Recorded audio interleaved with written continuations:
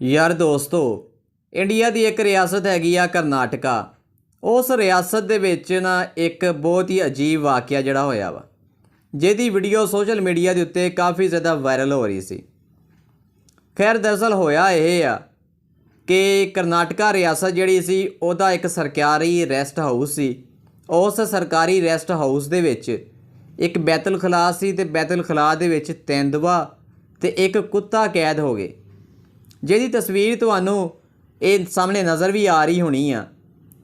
ते तुसी भी सोचते होने आ कि इस तेंदुए ते कुत्ते नू दोवां नू किसी ने शायद इस बैतुल खला दे विच कैद कर दिता वा। हालांकि इदां दी गल नहीं आ।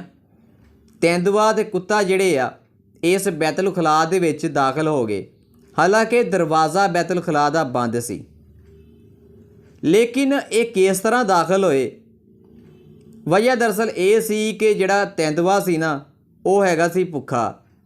वो अपना पेट भरन वास्ते कुत्ते का शिकार करना चाहुंदा सी ते कुत्ता जिहड़ा सी अपनी जान बचाउण वास्ते बैतुल खला दा जिहड़ा खिड़की सी जिहड़ी उस खिड़की दे विचों बैतुल खला दे अंदर दाखिल हो गया ते ओहदे मगर ही तेंदुआ जिहड़ा सी वो भी बैतुल खला दे विच दाखिल हो गया। लेकिन देखिया ये जा रहा कि तकरीबन 6-7 घंटे ये दोवें जिहड़े आ तेंदुआ ते कुत्ता जिहड़े आ इस बैतुल खला दे विच मौजूद रहे। हालांकि इस बैतुल खला दे विच कुत्ता ते जिहड़ा तेंदुआ वा ये दोवें मौजूद ते रहे, लेकिन तेंदुआ जिहड़ा सी कुत्ते दा शिकार जिहड़ा इस बैतुल खला दे विच बड़ी आसानी दे नाल कर सकदा सी, अपना पेट भर सकदा सी। लेकिन तेंदुए ने कुत्ते नू खाधा नहीं। बड़ी हैरानगी की गल आ कि यार तेंदुए ने कुत्ते नू क्यों नहीं खाधा, हालांकि बड़ी आसानी दे नाल खा सकदा सी क्योंकि दोवें एक ही बैतुल खला दे विच मौजूद सी। लेकिन 6-7 घंटे तक तेंदुआ ते कुत्ता जिहड़ा दोवें बैतुल खला दे विच मौजूद रहे, लेकिन तेंदुए ने कुत्ते नू नहीं खाधा।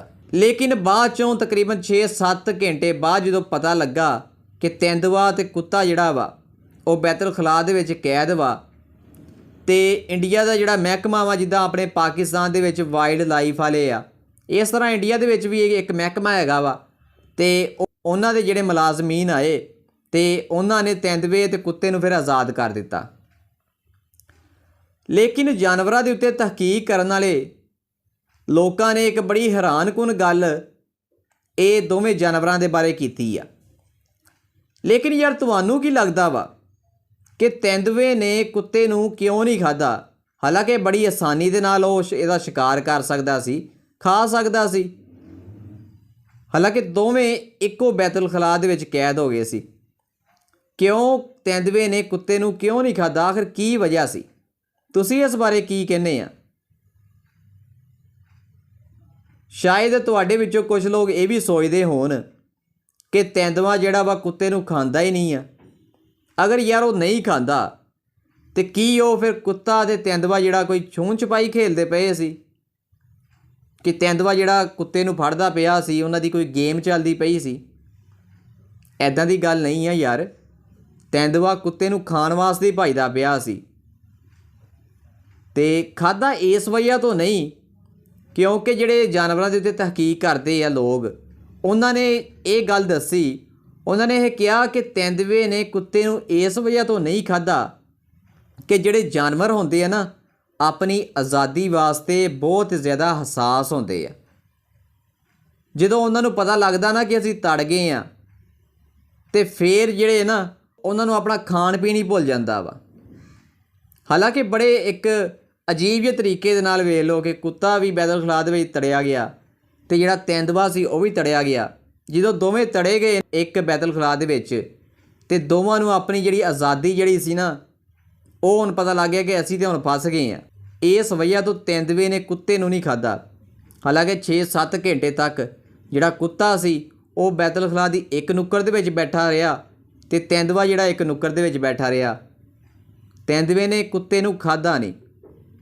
गल तो वाकई सही है यार कि वेख लो कि तेंदुए ने कुत्ते नू नहीं खाधा।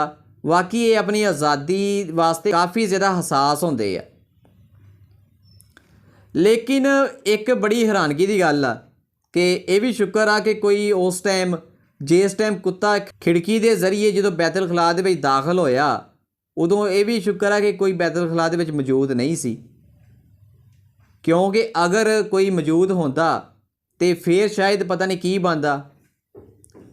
ਖੈਰ ਤੁਸੀਂ ਇਸ ਬਾਰੇ ਕੀ ਰਾਏ ਰੱਖਦੇ ਆ? ਤੁਹਾਨੂੰ ਕੀ ਲੱਗਦਾ ਵਾ? ਇਹ ਤੇ ਜਿਹੜੀ ਗੱਲ ਕੀਤੀ ਸੀ ਜਾਨਵਰਾਂ ਦੇ ਉੱਤੇ ਤਹਿਕੀਕ ਕਰਨ ਵਾਲੇ ਜਿਹੜੇ ਲੋਕ ਸੀ, ਉਹਨਾਂ ਨੇ ਗੱਲ ਕਹੀ ਆ ਕਿ ਆਜ਼ਾਦੀ ਦੇ ਵਾਸਤੇ ਬੜੇ ਹਸਾਸ ਹੁੰਦੇ ਆ ਜਾਨਵਰ, ਇਸ ਵਜ੍ਹਾ ਤੋਂ ਤੇਂਦੂਏ ਨੇ ਕੁੱਤੇ ਨੂੰ ਨਹੀਂ ਖਾਧਾ। ਕਿਆ ਤੁਹਾਨੂੰ ਕੀ ਲੱਗਦਾ ਵਾ, ਕਿਉਂ ਤੇਂਦੂਏ ਨੇ ਕੁੱਤੇ ਨੂੰ ਕਿਉਂ ਨਹੀਂ ਖਾਧਾ? ਆਖਰ ਕੀ ਵਜ੍ਹਾ ਸੀ? ਤੁਸੀਂ ਇਸ ਬਾਰੇ ਕੀ ਰਾਏ ਰੱਖਦੇ ਆ? ਮੈਨੂੰ ਕਮੈਂਟਸ ਦੇ ਵਿੱਚ ਤੁਸੀਂ ਜ਼ਰੂਰ ਦੱਸਣਾ ਵਾ।